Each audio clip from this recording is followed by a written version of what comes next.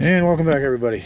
It's been a little bit of a time since we posted the last video, but what you see here is the engine compartment of not only a Ram but the trx4 that we did the build series on last year. It is up here for a visit. And why it's up here for a visit, we're just doing a quick oil change on it. I didn't capture that in the video. There's countless other videos on the channel that already cover that procedure.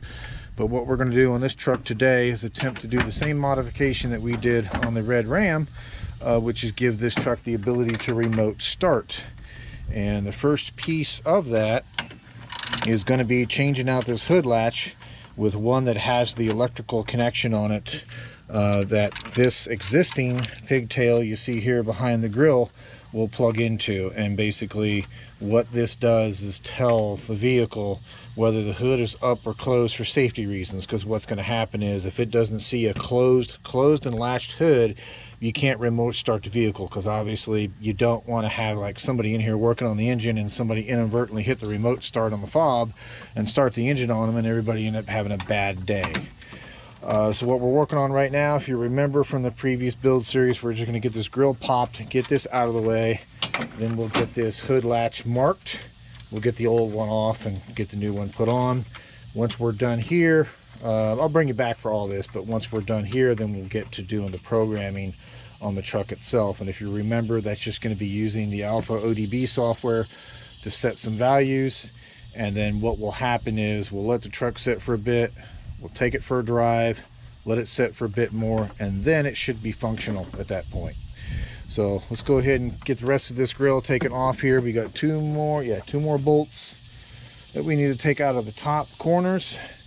And just remember that when you're popping these particular grills loose, they do pull free from the bottom, but be careful when you're doing that, because if you get kind of too aggressive with it, you can break those bottom clips. So just be mindful. Usually what I like to do, and I've showed this in previous videos, it's just kind of when you get all four of the fasteners off from the top, you can pull this forward a little bit, kind of get down underneath with a small flat blade screwdriver and kind of work these the little flaps on these lower clamps to help get this grill out of here without breaking those connectors. So we're going to continue to work on getting this grill out of here and bring you back. One moment. And welcome back. So you can see we got the old latch disconnected. At this point, we just got it marked here on the sides where it needs to go. You can also see that, you can also tell that you can kind of tell where it was set between the witness marks between here and here. You can see kind of the color change to help you line that latch back up. That's the connector we're going to plug into. We're going to spray that out with some cleaner because it's kind of been open to the elements. And then once we get all this assembled and get the truck programmed, we'll show you inside the scan tool where we can verify our wiring out to this latch. Now the part number for the latch is what you see here. You've seen me use this before countless times, and I believe this will also work for the 25 and 3500s, but you're going to want to verify that. And the cost of this latch, to be honest with you, like I said, straight from the dealer with shipping, is about 120 bucks. Now, with that being said, to me, that's some pretty cheap insurance. And why I say insurance is you're going to see other individuals who have similar videos out there where all they do is plug in kind of what a lot of people call a bypass resistor. They'll plug a resistor in here, they'll program the values into the truck, and lo and behold, they'll be able to remote start the vehicle whether the hood is open or closed. And that's kind of the danger point behind it, is that by plugging the resistor in, you're fooling the truck into thinking the hood is shut and closed at all times. And if you ask me, 120 bucks for a hood latch is some pretty cheap insurance for safety reasons alone. You definitely don't want to have yourself in here working or somebody in here working and hit that remote start button and the truck think everything's good, everything's safe, and start itself up while somebody's got their hands in would be very uncomfortable to do so. But again, to each their own. I'll get off my soapbox here. If you choose to do that, that's up to you. But just be mindful that if you make that type of mod, kind of maybe what you're in for. So we got the new latch right here, and installing this latch is the same as reversal. You just push forward on that, give yourself some slack, feed your cable back through, and you're good. So what we're going to do is finish getting this bolted back in, get this connector cleaned up, and then we'll come back and we'll start doing the programming within the truck itself, and then we'll put a scan tool on it once we get it done and verify we can see the hood latch. Because one thing that may happen, and I've seen this happen with other postings, is that some individuals will have the wiring that comes out here to the front of the truck, but the wiring won't go all the way into the cab and hook up to the body control module so the vehicle can actually see it. So that is one kind of I don't want to call it a gamble you may take in doing this, is that you may have this here and not have the wiring here. And yes, just like I don't know if you can hear my helper here on the side, the owner of this truck, she said snafu. That's another way of putting it, is that you may get all this done, go do the programming, and the truck still may not work. And if you check your scan tool, it'll see the hood latch once you enable the option, but it'll constantly say that the hood is ajar. In other words, open and not work, because this wiring is either faulty here or not completed all the way to the inside of the cab. But we'll cross that bridge when we get to it. We're going to go ahead and get this latch put back on, and we'll bring it right back. One moment. And welcome back. So some of you who may have been looking at the previous segment of this were probably screaming at the screen if you knew better. But the owner of the truck caught this. You notice that connector, end of that connector, does not match that latch connector. Now this latch is listed as fitting this make model year of 1500, and after a little bit of research using the part number that was shrink wrapped around the end of this loom here, we discovered that this particular make model year and trim of 1500 required an adapter pigtail that would take it from this to something that would plug into our hood latch. So what we ended up doing, since we had access to it, we went to our blue parts ram that you've seen in previous videos and just grabbed the switch connector off of it, made up a little bit of extension wire here, as you can see here, and then just removed, obviously, their connector, and just spliced, soldered, and heat shrinked that connector directly into the wire loom. So basically eliminating the need for the, and you can see the differences there. You can see that's the one that goes into the latch, and that was the one they had in the harness here, meant to go into that adapter. So again, we just kind of cut this one out of the picture and soldered the actual connector directly into the wiring. It's the same color wiring, same color codes. There was no difference there, and this should eliminate the need of having to need that pigtail. So FYI on that one, this is the first one I've run into that did this. The red Ram didn't have that adapter. The 1600 we did this on didn't have it. Heck, even the blue parts Ram 1500 that we have doesn't have this. This is the first one that ended in that connector and required that adapter slash jump harness. So just keep that in mind, that if you're looking to do this mod, and once again to show that to you, if you've got that dangling right about here in your harness and it's oval like that, you're either going to need to replace this connector or get that adapter harness to finally mate up to the latch. And be careful with the two purple wires. Yeah, be careful with the two purple wires. As you can see, there's just a lot of dirt and oxidation on these. It makes it kind of hard to see the color coding. But you know, if you can find a good enough clean space on here, we just left again, we just matched the color coding up and kept everything the same. To be honest with you, I don't really think it matters on this particular harness, because this is just reading an open or closed off this switch. But for the sake of troubleshooting, in case any other technicians in here and somebody's using a wiring diagram, you know, keep your color codes the same. That way it eliminates kind of any confusion.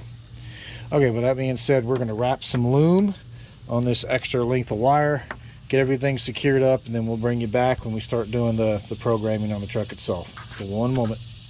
There we go. And welcome back. So you can see we're on the inside of the cab. We got our laptop hooked up. We got our hitch, not hitch, but latch taken care of and all wired in. And we're inside of our Alpha ODB software. I'm just going to change a couple vehicle configuration settings, just like we did in the 2012. I'll link a video. I'll put a link in the right hand side of the screen to that video, because it's a little bit, probably going to be a little bit better view of the laptop. You'll have to forgive me on this one because I have to hold the camera and work laptop at the same time, but we're inside the Alpha OBD software. We have attached to what they call the central gateway module or the 2009 to 2012 non-power net, I believe is what they call it. And inside of active diagnostics, there's an option for car configuration change. And the three items here we're looking at changing is what you see here. Vehicle config 1, remote start present to set. Vehicle config 2, RKE system present to set if it's not already set. And then a configurable input, we're going to change input number 2, known as B11, to change to hood ajar. So the first one we know we want, and what we learned from using this earlier is that we should just be able to type in, there it is, remote start present, type in what we want in that find settings field. And I don't want remote steering, I want remote start.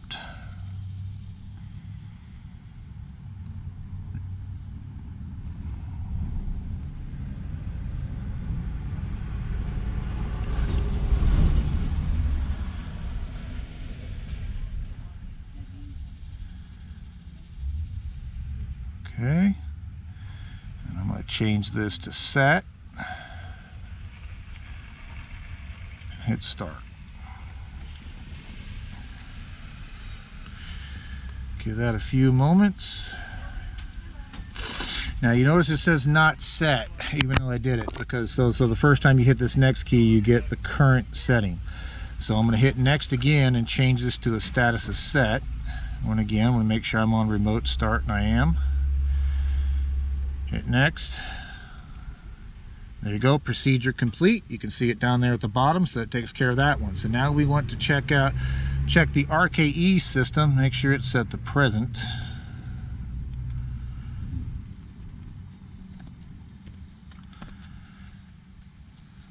And that is under vehicle config 2.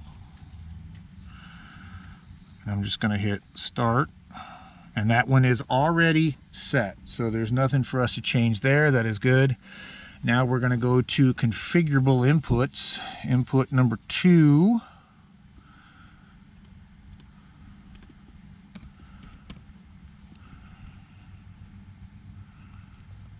Let's see if we can find it this way.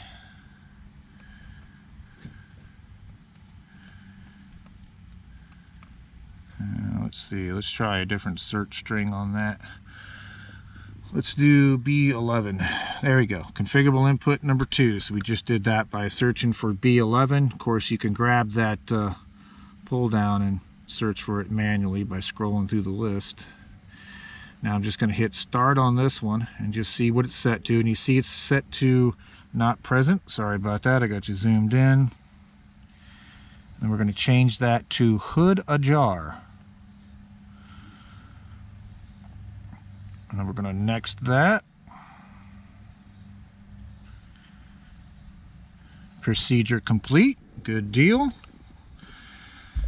So now, in order to check this, to make sure that we got what we need,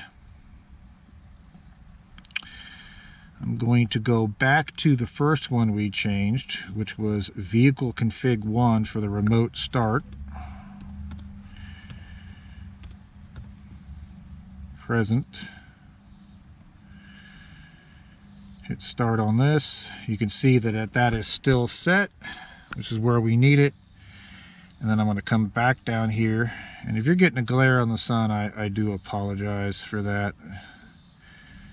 One of the nice days of summer here.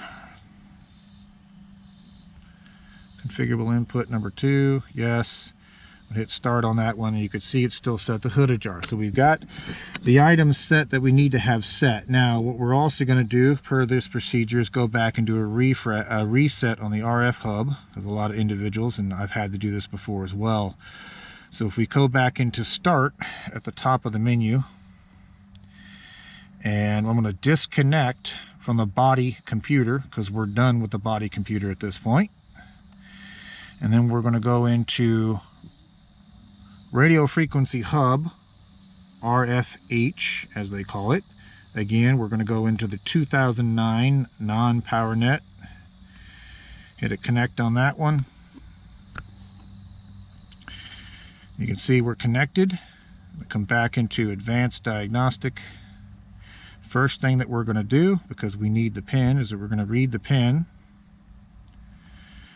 out of the unit. And we have our pin 7059er. And now we're going to do a reset. And if I remember correctly, what we're looking for is reset WCM configuration.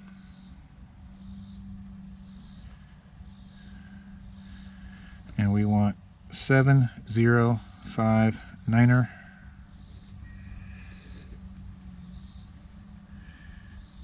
And we're going to hit start. Started, please wait.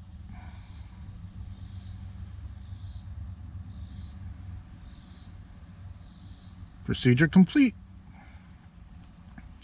So what we can do now is go back into our start option here at the top. Again, we're always going to disconnect before we disconnect the software from the vehicle. Close out of our Alpha ODB software and go ahead and disconnect our USB dongle from our ODB2 port, and we're just going to go ahead and shut the vehicle off. We're going to let it sit here for a few minutes, and then we're going to go ahead and make sure that it will start okay. Now, the remote start on this more than likely will not work right away. Typically what needs to happen is you let it sit here for a little bit, you start it up, you take it for a little bit of a drive, you bring it back, you let it sit again, and then it should work, and remote start should be functional. Now, one thing that we can do, because we want to verify that our hood latch wiring is actually showing up okay, is that we should be able to now plug a scan tool in and read the PID for the hood latch. And as long as we can see the hood latch data, that tells us our wiring is complete all the way to our body computer, and then we should be good. Now, if we don't see the hood latch, it means there's a wiring problem, or there's a distinct possibility, as we were saying earlier in the video, the wiring isn't coming all the way to the body computer, and thus this mod won't work. Now, remember earlier in the build series for this last year, we already cut a new set of fobs that has that start button on the fob. Now, if your fob doesn't have the start button, sometimes if you take them apart and remove the skin, the buttons underneath this membrane, you just need a replacement membrane to put on top of it. So I'm going to go grab a scan tool. We're going to plug in next and see if we see the hood is now being ajar, and then we'll go from there. But bring you back in a bit. Bye. And welcome back. So you could have a little bit of glare in the scan tool. I'll try best to get it out of your view there. Let's see if that will work. And you can see that the hood ajar switch is inactive on this one. Hopefully you can see that there.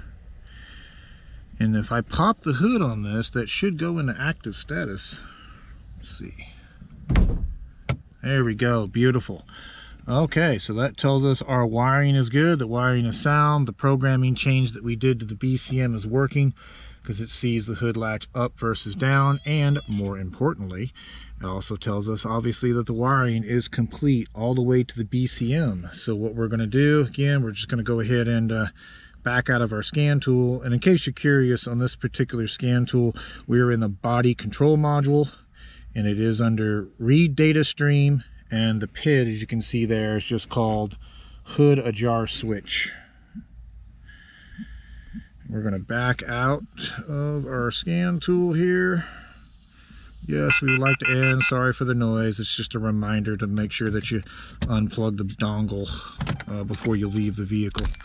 So we're going to let it sit here. We're going to get some tools cleaned up. We're going to take it for a little bit of a rip. Come back, let it sit, and we'll bring you back and show you if the remote start is happy or not. With that being said, bring you back in a bit. And welcome back. So I don't know if I showed this to you. I just want to take a quick moment so you can see our connector here. And we did wrap some fresh loom around this section of wire and just secured everything to the existing harness that was already running across this front frame support here, or this front center support here, I should say. So you can see, plugged into there, does a nice job, get everything nice and secured, loom, fabric taped up, like I said, heat shrinked. And as you saw from the previous testing, looking at the PID on the scan tool, yeah, everything looks good. So it seems to be happy out here. So again, I just wanted to close the loop on that because I can't remember if I showed it in the previous shot or not, but I'll bring you back when we're ready to try the remote start. So one moment. And welcome back. So you can see we're back, gonna hopefully finish up our remote start operation here. So we took it for a little bit of a rip, took it down, recycled the oil after doing the oil change, let it sit for a little bit, and then we should be good to go. So you can see I got the key fob here. We're gonna hit this twice. That's a good sign. Ah, beautiful. You can see that we now have factory remote start. We got our running lights on like we should. And on the inside of the dash, just to show you,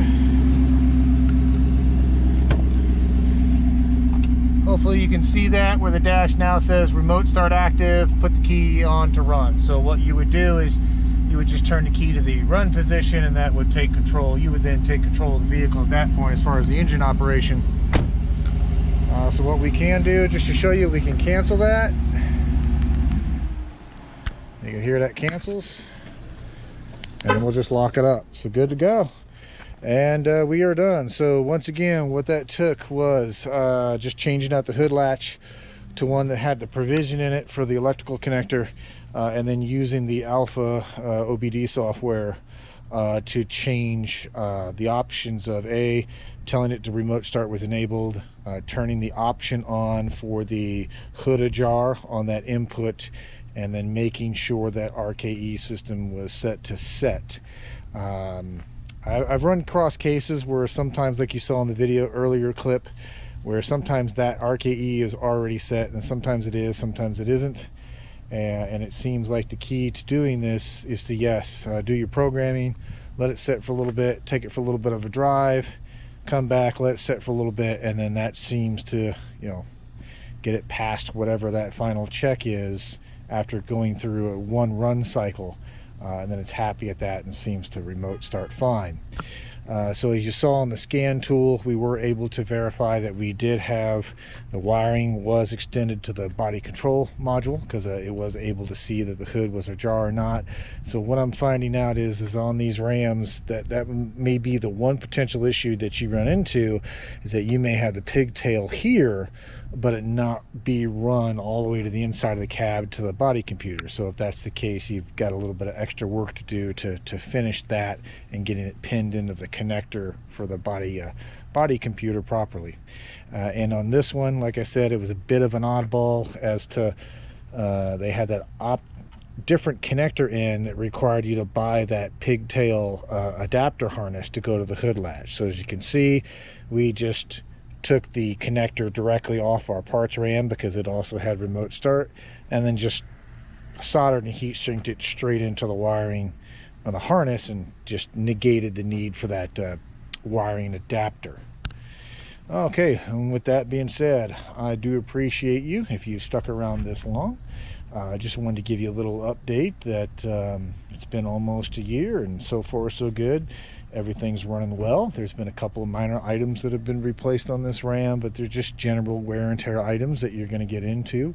I believe since the last update, she's had a front driver side wheel bearing replaced and some upper control arm bushings. Again, kind of wear and tear items to an extent, especially with a Ram with this much age on her. And with that being said, I want to thank you if you have subscribed. If you have not, please consider doing so. It helps to grow the channel. And with that being said, I think we're right on the cups. We're shortly beyond 1,700 subscribers at this point, and I do appreciate each and everybody for doing that. And with that being said, I will let you go, wrap this one up, and bring you back for the next one. Thank you much. Bye.